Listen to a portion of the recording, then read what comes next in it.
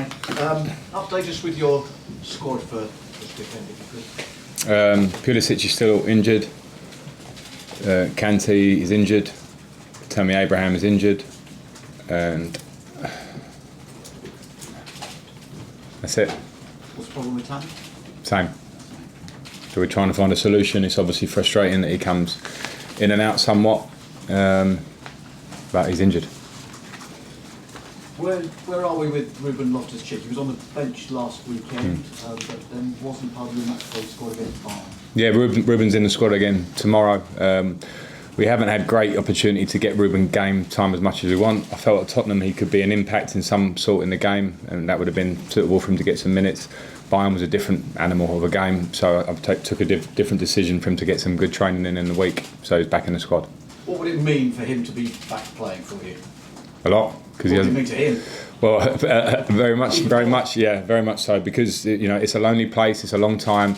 He was in a very good run of form last year. I thought he was playing really well, and you could see his development and confidence of getting in the first team, and he hasn't kicked a ball for me. So with the ability he's got, I think he's one of the most exciting midfield players, English midfield players and Premier League players, because of what he is, his attributes. So we all want him back, and as you say, him more than anyone.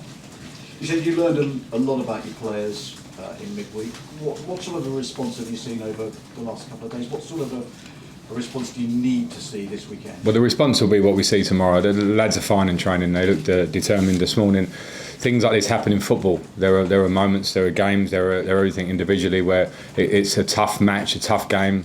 It opens your eyes somewhat, and then the tester then is how you come back from that, individually and collectively. So I'm interested to see the reaction. It feels like it'll be good. As I say, the determination in training is there to see. Our last Premier League performance was very, very good. So we have to carry on from that. Did what happened in midweek, did that undo some of the good work against Spurs? I wouldn't relate it to Spurs. I would just say that in the bigger picture, it was, as I said, a lesson for the players, because we played against very, very high level opposition. And they were better than us on the night in most departments. And I think that's probably, as I said after the game, a reality check for all of us here. It's nothing that's surprising to me. I didn't expect the result. I thought we could perform better against Bayern Munich, but I knew this season where we're at, we have no divine right for anything other than things we work for. And at the minute we're in fourth place, which people didn't probably quite expect, and we have to fight to the end for fourth. How many other teams do you think are in the mix for top four? I don't need to go exactly in numbers, but when you look around us and you look at the form of Manchester United, and they're already a strong unit outfit that brought very well last summer, 150 million or what on 3 very good signings. Another players coming in the window that have strengthened them. They look good. Similar with Tottenham, 2 windows they've spent money. They're a good team. Arsenal, you can't write off teams of that quality that are not that far behind you. And Sheffield United, Wolves, you have to respect them because they're really, really strong teams in their own way. So there are lots in the competition, and we respect them, but also we have to just worry about ourselves. We are in this position, so we have a fight on. Keep saying it. Last 2 in, please. But Burnley are also on the same number of points as us. Yes, listen. That's the top. That's why I didn't want to say exactly how many, because you're going to tell me I left one out. I'm not disrespecting Burnley. Anyone who's within range, they're in the top half, rightly so, because you only get what you deserve in this league at the end. Then they should be in the conversation. Tell us about Kepa. He's not played now for 5 matches in a row. Okay, one of those was the FA Cup. How has he been? How is your relationship with him? My relationship's fine. Between player and manager, I have 20 so players to keep happy. I can't keep them all happy at the same time, and all I expect there is professionalism in training, which Kepa's given.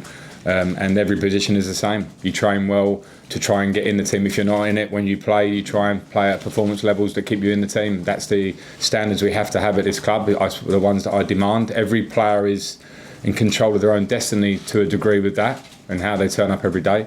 And yeah, Kepa's training well, but Willy Caballero also is training well and has been playing pretty well, made some really good saves against Bayern Munich, so I have competition there. But I will decide as we go, and that's why I am very strong on the fact that how you train and how you turn up every day is pivotal in how you are as a Chelsea player. What do you say to those who are already suggesting that maybe Kepa won't be here next season? Well, I've read quite a bit of false nonsense articles this week of people probably guessing players. As I just mentioned you there, every time a Chelsea player puts on the shirt, they're in control of their destiny somewhat individually. We can't always control collectively what a result will be, but individually you can control that. So all I'm focusing on is what we do game by game now to try and get the best finish to this season that we possibly can. And then of course there are decisions for the club ongoing in the summer. We have to look at that, but there's no way I'm jumping into the future now. And as I say, a lot of those reports were wrong. Lindsay? When you were talking about some of the other teams around you, you talked about the spending money, which is something that hasn't really happened here after the ban's been lifted in the last window. Do you think that's played a part potentially in how far Chelsea can go in that top four? Well, we can't, as I say, we couldn't control the ban that happened, and we knew that, and I suppose we also lost, for me, the best player in the Premier League in Eden Hazard. So this season was never going to be a given. We weren't going to be given anything because everyone's trying to improve around us. What we're trying to do is improve on the training pitch. I know what the squad is now. I'm certainly not harping back to January now, because we have to work now to try and finish the season well. We've shown we can get into full position. Now we have to kick on again for the run-in. So. In terms of your own managerial season, the shift in focus these last 7 days, how have you found it going from important Premier League matches in that race, then Bayern Munich in the Champions League, because this is the first for you? Yeah, but it doesn't feel at first, because I've played that a long time as a player here. And wherever you are, whether I was at Derby last year and when we were in the run-up to the playoffs, the shift in focus happens all the time, from cup to league to the next opposition. The important part of my job is not to get caught up in too much of the outside world and opinion, because I have to work and the games come thick and fast. So in between games, I'm always striving for the positive reaction to the next game. Even after Tottenham, when we win, I want to get even better than that. So it doesn't really change that much. Liam Twomey, please. Frank, at the end of this week, where do you stand on the 3 at back system? Because you used it for 2 really big games. Obviously, had a great result against Spurs. Didn't work so well against Bayern. Where do you stand on it now? I stand on the fact that we have to be fluid, and results are normally because of how we perform as players. How the input against Tottenham with the 3 at the back was fantastic and it worked, and against Bayern we made mistakes, some individual errors during the game that were crucial. 2 goals in a few minutes in a game of that level is very difficult to come back from. We know that. So I stand where I stood at the start of the week.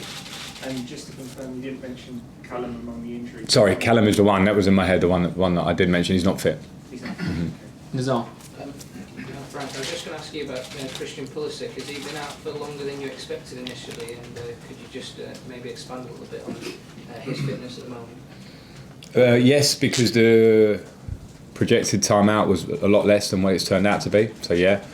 However, I had a similar injury myself as a player and was out for 3 months, the worst injury I had. So I can certainly speak with him and sympathise with the detail of the injury, because it's not an easy one. I re-injured it trying to be too keen to come back. I know it's a delicate injury, so I'm sort of in the middle. Yes, I expected him back quicker, but knowing the injury, I can see that it's a difficult one. I guess his attributes are something you might have missed as well. In midweek, it would have been good to have him against Bayern.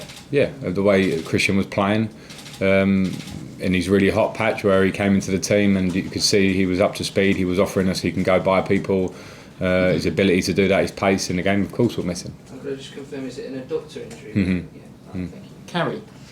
Frank, it was interesting that in the week in the Champions League, the referee went to the monitor to look at the red card decision and sent off your player, whereas you'd seen 2 of your 2 opposition players not sent off for going for the review system. We've been told that referees are being encouraged to go to the review system for the big decisions, but we haven't seen it yet. What was your view of all that? Was there some exasperation? Well, my view is the referee should have gone to look at the Maguire incident against Manchester United, and then I think he would have given a red card. My view is that he didn't need to look at it against Tottenham. It was very clear for VAR to get it at Stockley Park, and they got it wrong. So they should be looking at the monitors more.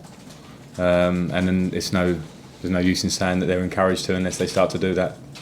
And my feeling is now it's one of the we know that in VAR needs some form of change, because I don't think anybody's particularly happy with it, and maybe that's understandable in year 1 in the Premier League.